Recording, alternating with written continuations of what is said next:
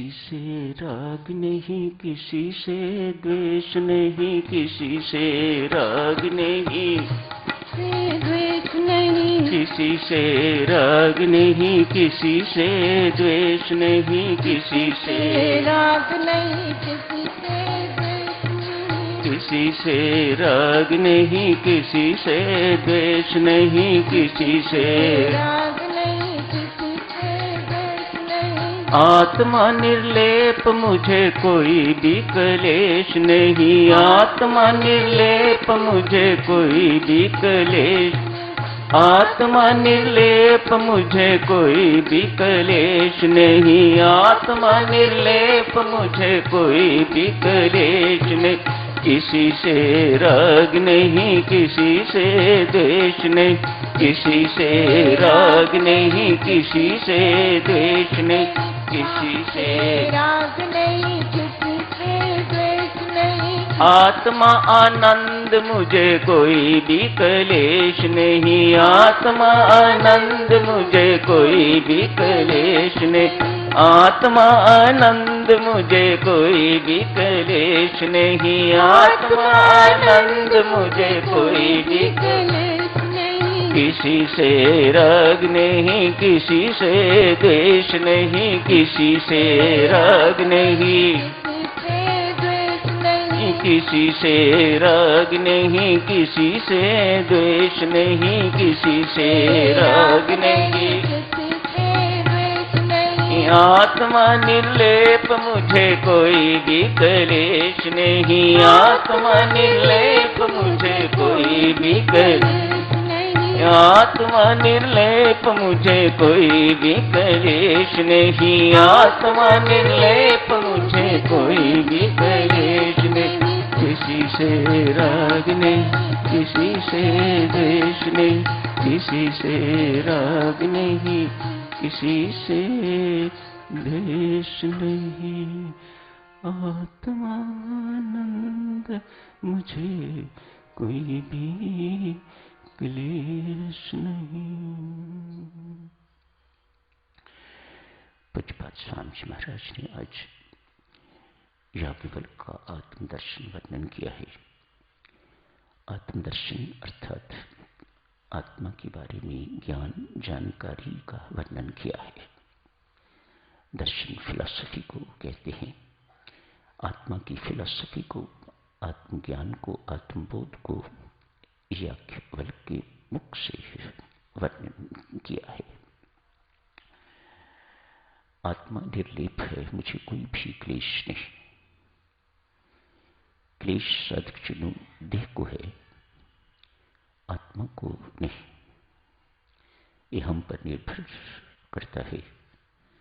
हम अपने आप को क्लेश वाली देह मानते हैं या बिना क्लेश, क्लेश रहित आत्मा मानते हैं। उसी के अनुसार हमारे अनुभव भी होते हैं। जो अपने आप को देह मानते हैं, जो शरीर मानते हैं, उनकी समस्याएं भी हैं, उनको रोग भी होता है, उन्हें दुख भी होता है, उन्हें कष्ट क्लेश भी होता है। जो अपने आप को आत्मा मानते हैं उन्हें कुछ नहीं होता। उनके शरीर को दुख होता है, उन्हें नहीं। उन्हें क्लेश नहीं होता, उनके शरीर को क्लेश होता है। ये चाहे शारीरिक क्लेश है, चाहे मानसिक क्लेश है, ये सब देह के धर्म हैं। रोग देह को होता है, आत्मा को नहीं। समस्याएं शरीर के लिए है, आत्मा को कोई समस्या नहीं है। ये संबंध शरीर के हैं, आत्मा का कोई संबंध नहीं है। क्यों? आत्मा दो नहीं, आत्मा एक है। तो फिर एक है तो भक्ति के मार्ग में ही ऐसा कहते हैं कि हम सब एक ही परमात्मा के, एक ही सब माता पिता के सपूत हैं। तो फिर द्वैत ही नहीं है, तो संबंध किसके साथ होगा? आत्मा के नाते हम सब एक हैं। ऐसी धारणा साधक बहुत उच्च ले जाती है। वास्तविक जो हुई, सत्य जो हुई, यदि व्यक्ति अपने आत्मा में स्थित हो जाता है, उसे आत्मबोध हो जाता है, तो फिर साधकजनों लंबी लंबी लाइनें लगाने की जरूरत नहीं पड़ती। ये उन्हीं को जरूरत पड़ती है जिनको कोई देह का रोग है, कोई देह संबंधी समस्या है, कोई देह की प्रॉब्लम है, मानो वे अभी देह भाव पे ही स्थित है। शास्त्र कहता है भक्तजनों, हम सब नाम के उपासक हैं, अतएव हमारे लिए अत्यंत मार्मिक बात, जब तक देह बुद्धि दूर नहीं होगी, जब तक देह भाव दूर नहीं होगा, जब तक आप भगवत बुद्धि में स्थित नहीं होंगे, आत्म बुद्धि में स्थित नहीं होंगे, आप लाखों जाप कर लीजिएगा, करोड़ों जाप कर लीजिएगा, आपको शांति की प्राप्ति नहीं होगी। शांति इस जानकारी में है, शांति इस बुद्धि में है, न ही आत्म बुद्धि में है। बहुत सुंदर सुंदर बातें हैं साधकजनों, आज चर्चा शुरू कर लेते हैं, जारी रखेंगे कल परसों। महर्षि रमन, हु एम आई, उनका सारा दर्शन इसी शब्दों पर, इन्हीं शब्दों पर निर्भर करता है। एक ही प्रश्न है, लेकिन व्यक्ति इस जीवन में आता है और उसको यदि सॉल्व कर लेता है तो उसका जीवन सफल हो जाता है। That's all. जीवन का लक्ष्य क्या है? मान ये जानना, हु एम आई, मैं कौन हूं। ये जान गया व्यक्ति तो मानो उसका जीवन सफल हो गया, सार्थक जीवन हो गया। हु एम आई, मैं कौन हूं। शंकराचार्य से जब किसी ने पूछा था, आदि शंकराचार्य से, कि आप भगवत दर्शन की बातें करते हो, क्या कभी आपने परमात्मा को देखा है? हाँ, रोज देखता हूं, हर वक्त देखता हूं, मुझे क्यों नहीं दिखता? व्यक्ति ने पूछा। आदि शंकराचार्य ने यह कहा था, इसलिए नहीं दिखता कि तूने कभी पहले अपने आप को नहीं देखा, तो पहले अपने आप को देख, तो फिर परमात्मा को देखने में कोई कठिनाई नहीं होगी। हु एम आई। रमन महर्षि वही महर्षि हैं देवियों सज्जनों, जिनके लिए मोरारजी देसाई बहुत उच्च शब्द, बहुत प्रिय शब्द कहते हैं। मोरारजी देसाई कहते हैं, मैं कलेक्टर से लेके तो प्रधानमंत्री पद तक पहुंचा हूं, लेकिन जो शांति मुझे रमन महर्षि के चरणों में बैठ के मिली है, वह कभी कहीं अनुभव नहीं हुई। क्यों? वह आत्मा में स्थित संत थे। जो आत्मा में स्थित होगा साधकजनों, जो अपने स्वरूप में स्थित होगा, उसके पास बैठने से शांति का अनुभव होगा। मन थोड़े समय के लिए स्थिर हो जाता है, शांत हो जाता है, निश्चित हो जाता है, तो शांति का अनुभव अपने आप होता है। वह उसके अंदर, उस संत के अंदर इतना समर्थ हो जाता है कि वह सबके मनों को थोड़े समय के लिए स्थिर करके रख देता है, वह संसार में नहीं जाने देता, तो फिर शांति का अनुभव होता है। मोरारजी देसाई उन संत महात्मा के लिए ऐसे शब्द प्रयोग करते हैं। क्यों? वह आत्मज्ञानी है, उन्हें आत्मा का बोध हो गया हुआ है। साधकजनों, यदि ये कहा जाए कि आत्म साक्षात्कार और परमात्म साक्षात्कार, भगवत साक्षात्कार दोनों एक ही बात है, तो ये परम सत्य है। क्यों? वह परमात्मा ही हमारे भीतर आत्मा बन के विराजमान है। तो एक ही बात है, चाहे आत्म साक्षात्कार कर लीजिएगा, चाहे भगवत साक्षात्कार कह लीजिएगा, दोनों में किसी प्रकार का कोई अंतर नहीं है। आज रमन महर्षि किचन में चले गए थोड़ा काम करने के लिए। सब्जी काट रहे हैं, हाथ में छुरी है, सब्जी काट रहे हैं। सारी संगत के लिए एक ही किचन है वहां पर, वहीं सबके लिए खाना बनता है। तो रमन महर्षि आज सेवा करने के लिए चले गए, जाके सब्जी काट रहे हैं। अनुयायियों में से किसी एक ने महर्षि रमन का हाथ पकड़ा, ऐसे ही जैसे मैंने पकड़ा है ऐसे ही हाथ पकड़ा। महर्षि, क्या अभी भी आप कह सकते हो कि मैं कुछ नहीं कर रहा? आप कहते हो कि मैं कुछ नहीं करता, अभी तो आप सब्जी काट रहे हो, हम देख रहे हैं। आप काट रहे हो सब्जी, आप कर रहे हो, हम देख रहे हैं। क्या अभी भी आप कहते हो कि मैं कुछ नहीं करता? महर्षि रमन ने कुछ समय के लिए आंख बंद की। आंख बंद करने के बाद खोली और कहा, भाई मैंने अपने आप को बहुत समझाया, लेकिन क्या करूं?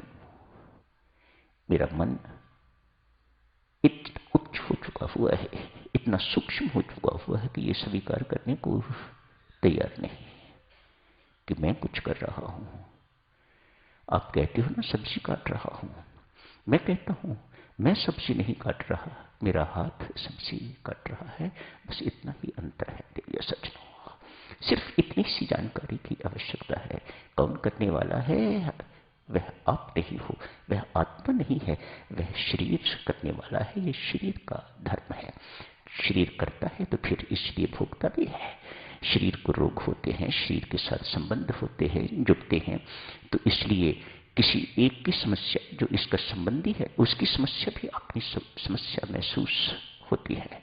उस समस्या से भी कभी पुत्र का, कभी अपना रोग, कभी पुत्र का रोग, कभी पौत्र का रोग। क्यों? उनसे संबंध हमारा जुड़ा हुआ है। और ये सारे के सारे संबंध देह के साथ, आत्मा के साथ किसी प्रकार का कोई संबंध साधक नहीं है। देह और आत्मा का संबंध कैसा है?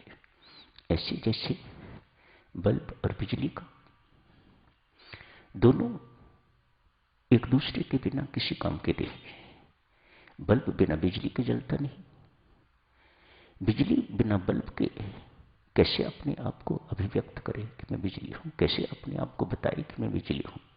अतएव दोनों का होना बहुत जरूरी है। बिजली कनेक्शन मिलता है, तार जुड़ती है तो बल्ब जलने लग जाता है, रोशनी। बिना बिजली के बल्ब जल नहीं सकता, और बिना बल्ब के बिजली अपने आप को अभिव्यक्त नहीं कर सकती कि मैं बिजली हूं। बल्ब जलता हुआ दिखाई देता है, बिजली दिखाई नहीं देती। ठीक इसी प्रकार से आत्मा हमारे भीतर है, हमारा जीवन है। आत्मा हमारे भीतर है तो हम जिंदा हैं। आत्मा इस शरीर से निकल जाता है तो हम शब्द हो जाते हैं। जिस प्रकार बिजली दिखाई नहीं देती, ठीक इसी प्रकार से आत्मा भी दिखाई नहीं देता, शरीर दिखाई देता है। तो साधक इस चर्चा को और आगे जारी रखेंगे। सबके घरों में टीवी है, तार जुड़ती है बिजली के साथ। तो टीवी, आप कहते हो टीवी चल रहा है, खड़ा है टीवी, एक ही स्थान पर रहता है, लेकिन आप शब्द ऐसा प्रयोग करते हो कि टीवी चल रहा है, बोल रहा है, उसमें चित्र दिखाई देते हैं, सब कुछ दिखाई देता है। तार टूट जाती है तो बक्सा, और तो कुछ नहीं। टीवी किसी काम का नहीं जब तार उसकी टूट जाती है। इन ट्यून होता है तो सब कुछ अच्छा सुनाई देता है, सब कुछ अच्छा दिखाई देता है। इन ट्यून नहीं होता तो खड़खड़ करता है। दादी बैठ के कहती है, क्या शोर मचा रखा है, बंद करो इसे। क्यों?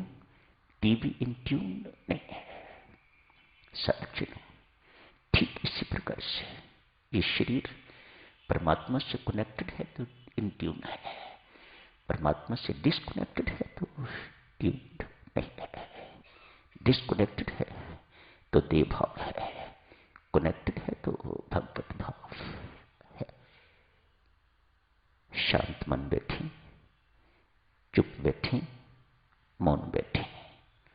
इसीलिए यहां आके रोगों की चिंता नहीं करनी, समस्याओं की चिंता नहीं करनी। इस स्थान को, इस पवित्र स्थान को इन छोटे छोटे कामों के लिए प्रयोग मत कीजिएगा। मन को कैसे मौन करना है, कैसे शांत करना है, इस देह को कैसे निश्चल करना है, इस मन को कैसे चुप करना है, चुप कराना है, ये अभ्यास करना है। यहां आके ये चीज सीखनी है। यही क्षण है देवियों, चुप मौन एवं शांत, चुप मौन एवं शांत। यही क्षण है जिन क्षणों में आप परमात्मा के साथ कनेक्ट अपने आप को कर सकते हैं। नहीं तो जो मर्जी करते रहिएगा, आप परमात्मा से डिस्कनेक्टेड हैं। राम राम इसलिए अधिक जपने को कहा जाता है ताकि आप वह अवस्था लाभ करके तो परमात्मा के साथ कनेक्ट हो सकें। डिस्कनेक्टेड तो हम है ही, डिस्कनेक्टेड ही आते हैं तो डिस्कनेक्टेड ही यहाँ रहे, और डिस्कनेक्टेड ही वापस चले गए तो फिर यहाँ आने का कोई फायदा नहीं हुआ। बस मैकेनिकली आए और मैकेनिकली ही चले गए। तो साधुजनों, आज की चर्चा यहीं समाप्त करने की इजाजत दें। कल इस चर्चा को और आगे जारी रखेंगे। धन्यवाद।